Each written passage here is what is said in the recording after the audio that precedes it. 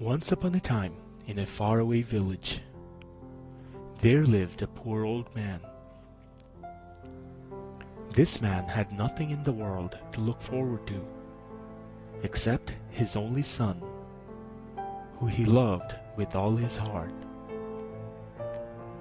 To make his son happy, the poor old man bought a pony on his son's 15th birthday, with whatever meager savings he had.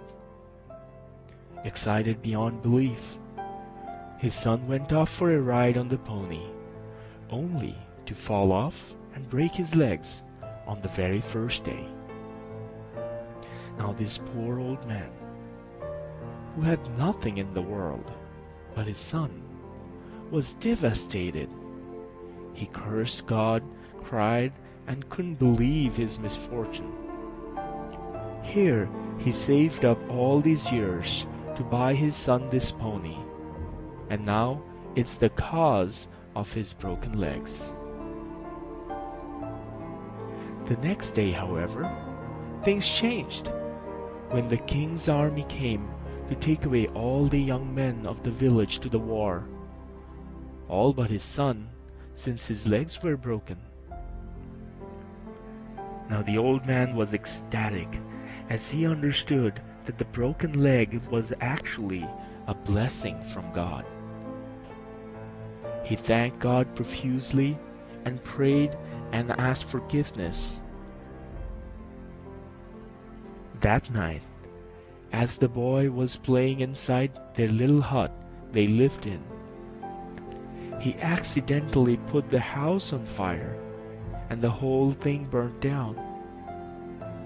Luckily, the old man and the son were able to escape right before the house collapsed with everything in it. Now the old man, who had nothing at all, didn't even have a roof over his head, and was forced to sleep under the stars in the cold.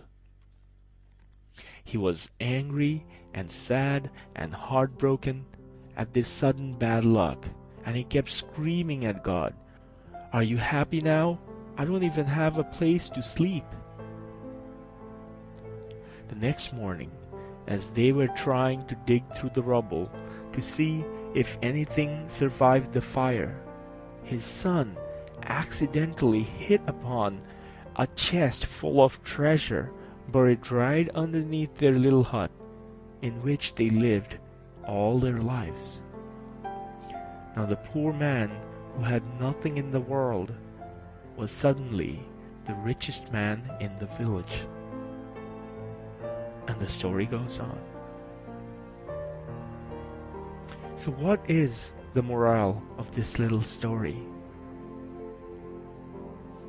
The morale is that we do not see the interconnection between past and future. We do not see how all things are interrelated. We do not understand what good luck is and what bad luck is. We do not know what the future holds. Here is one of the most powerful exercises you can follow for rapid spiritual growth. Be open to all possibilities at every moment. It is simple, but one of the most difficult ones to even understand, let alone truly follow. Be open to all possibilities. What does that mean? I'll say it in many different ways because the brain may never be able to fully comprehend what this means. I'll say it in many different ways because through these different words, it is my hope that your heart will be able to feel the message I'm trying to precipitate into you. As it is with most universal secrets, these are not philosophies that the mind can understand. It is an experience you will need to evolve into. but let us try. Be open to all possibilities at every moment. It means seeing God in everything and everyone. It means seeing the perfection in every moment regardless of the content. It is seeing the perfection when you have won a lottery and become a millionaire, or had an accident and ended up in the hospital. It is seeing the perfection at the birth of a child or death of a loved one. It is seeing perfection in the eternal skies or in a bloody war. It is seeing perfection without judging anything at all.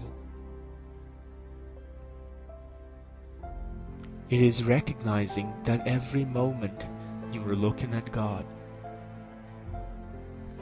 It is recognizing that whether you are looking at a rock, a star, a thief, a prostitute, a saint, or a murderer, every moment you're looking at God. It is remembering that God has many faces. It is remembering that God manifests in the 10,000 things. You can practice this in the most difficult times of your life by remembering that sometimes the boy needs to break his legs not to go to the war. Sometimes the house needs to burn down only to find the treasure buried underneath. And in the night, when you have to sleep under the stars, do not be afraid, do not lose hope. Know beyond a shadow of doubt that you are being guided towards something much greater, that each difficulty in life carries within it the seed of a greater opportunity,